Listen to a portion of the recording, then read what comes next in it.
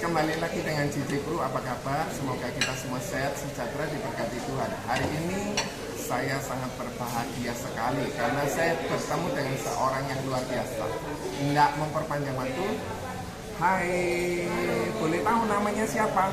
Saya Chandra Leliana. Chandra Leliana. Oke, Chandra ini seorang agent ya?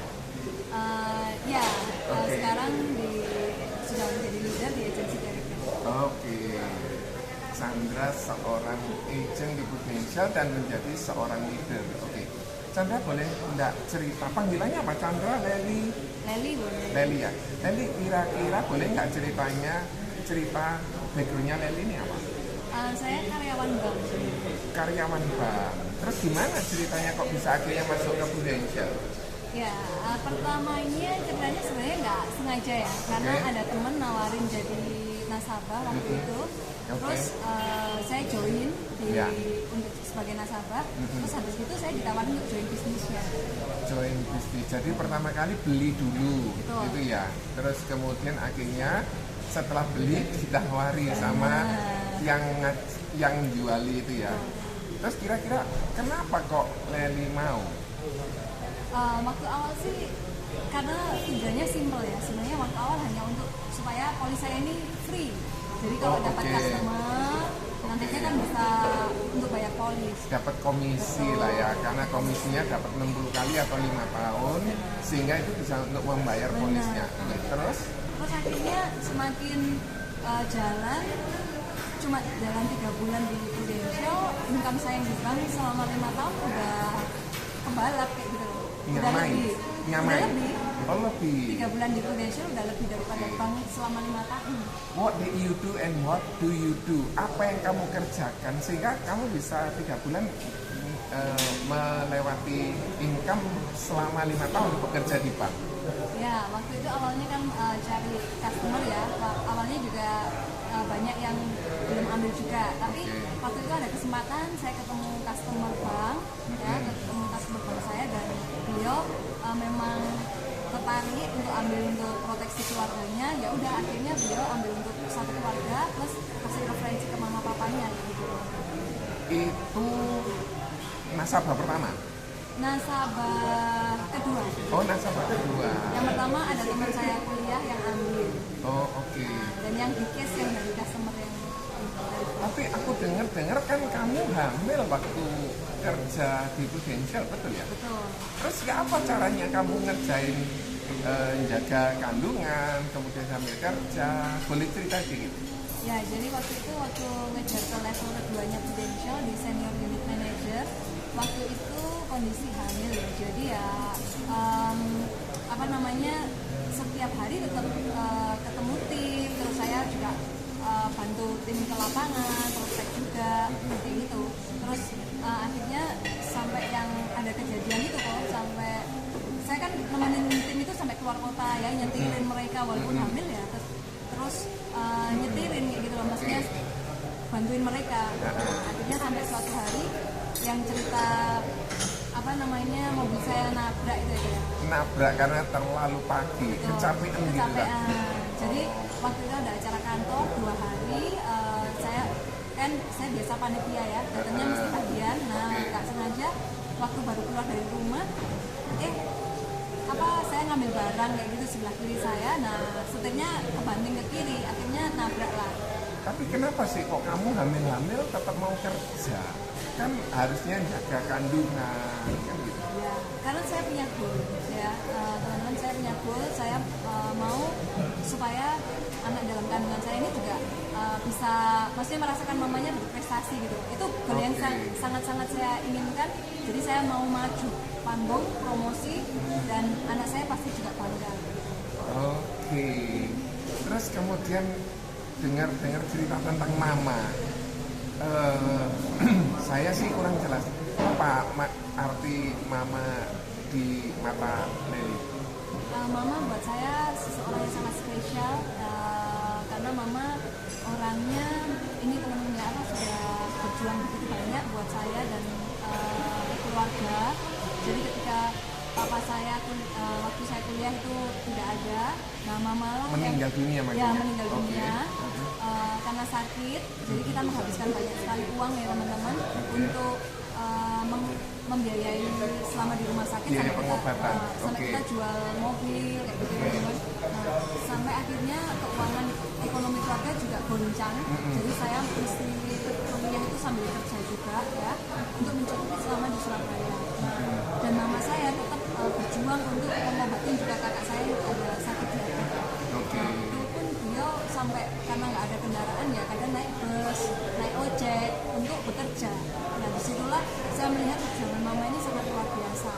Mama sudah berjuang untuk anak-anaknya tetap bisa kuliah, tetap bisa menikmati kehidupan. Dari disitulah saya berusaha balik kok untuk bisa membahagiakan mama saya harus cepat sukses. Nah itu saya bisa dapatkan kesuksesan itu melalui Prudential. Saya bisa ngajak mama saya pertama kali dari hasil usaha itu mama saya senang sekali kok, itu keluar negeri ya. Iya, congratulations. Dan setiap tahun saya memang inginnya ngajak mama saya jalan-jalan. Kemarin udah saya ajak ke Hong Kong. Nah ini next tahun nih kemana lagi? Semoga Copenhagen ya. Copenhagen bisa berdua. Mau sama suami atau mau sama mama? Semoga dapat 3 tiket ya. 3 tiket bisa suami istri sama mama. Iya.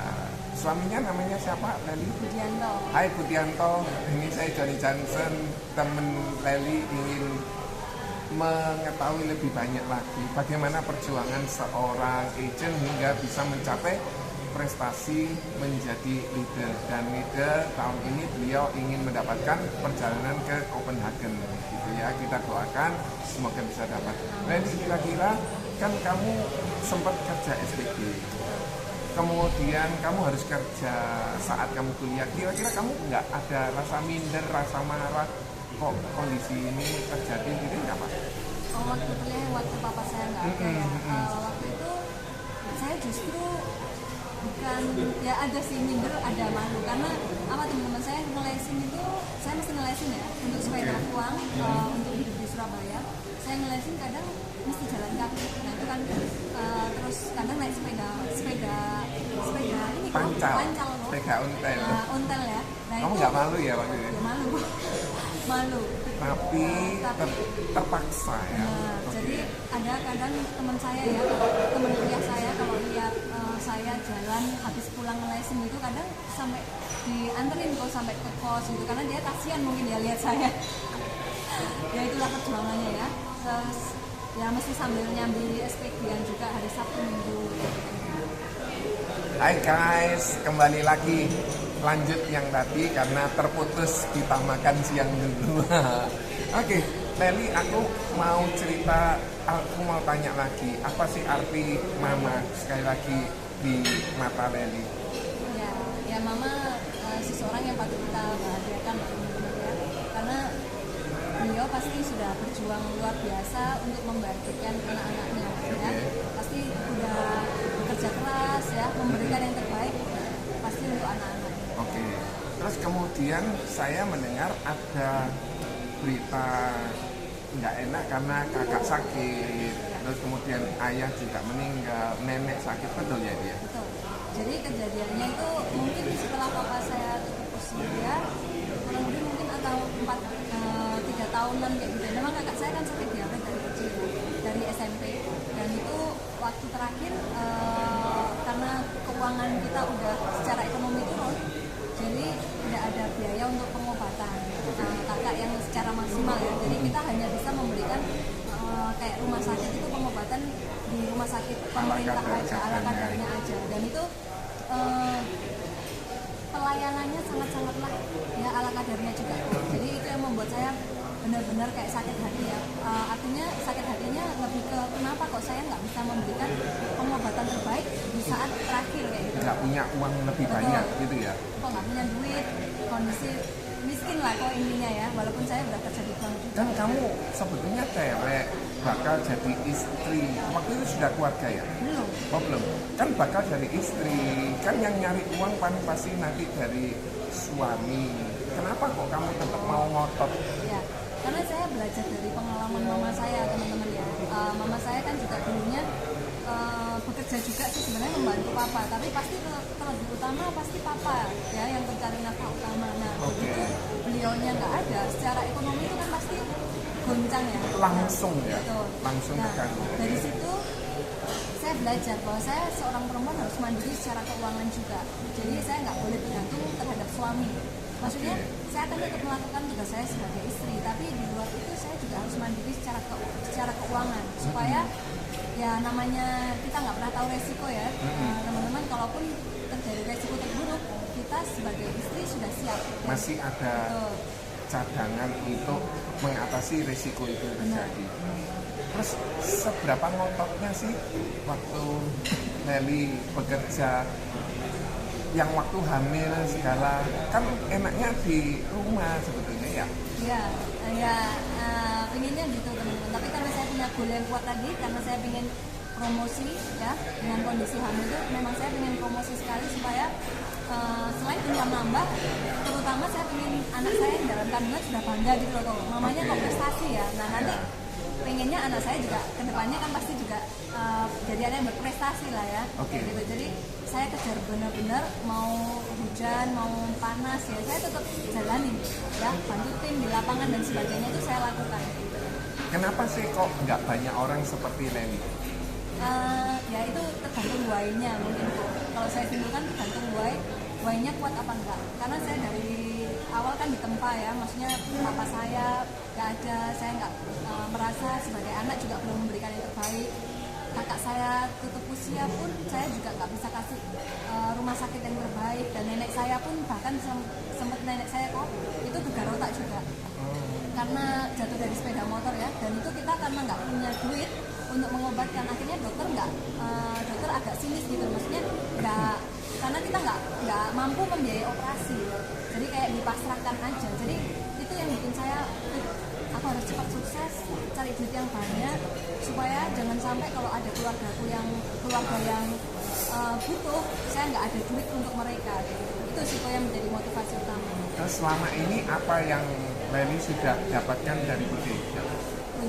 Ya puji Tuhan luar biasa ya kok ya, dari Prudential selain saya yang pertama ya, yang saya ingat dalam waktu mungkin nggak kurang dari 3 bulan income-nya udah sama, bahkan lebih 1,5 kali lipat daripada bank ya. 1,5 kali ya, lipat. Daripada bank, padahal bank udah 5 tahun. Yang pertama itu, yang kedua saya dapat liburan jalan-jalan ke luar negeri pertama kali dari Prudential juga. Ya, itu dan saya happy-nya karena saya bisa bawa mama saya waktu itu ya, luar negeri pertama kalinya dengan usaha sendiri. Terus bisa beli mobil ya, new mobil itu dalam waktu kurang dari 1 tahun, dan setelah setahun berikutnya saya bisa beli apartemen juga. Di ya lumayan elit lah kok ya secara di Surabaya. Apartemen di Surabaya ya itu. Terus nambah lagi aset mobil, terus bisa bantu mama juga di rumah untuk bangun rumah kayak gitulah kok. Waktu itu apakah suami mendukung dengan pekerjaannya Nelly saat itu? Ya, itu puji Tuhannya teman-teman ya. Saya punya suami yang cukup sabar dan dia mengizinkan saya. Siapa tadi namanya? Budi. Hai Budi, thank you so much. You are great husband. Terus? Ya, jadi suami saya nggak pernah melarang ya, nggak pernah melarang untuk saya bekerja keras, maksudnya di luar sana untuk bantuin tim, itu pun kadang sampai malam-malam pulangnya. Nah, dan dia dengan intinya mempercayai, itulah modal utamanya. Dia suami saya ini percaya.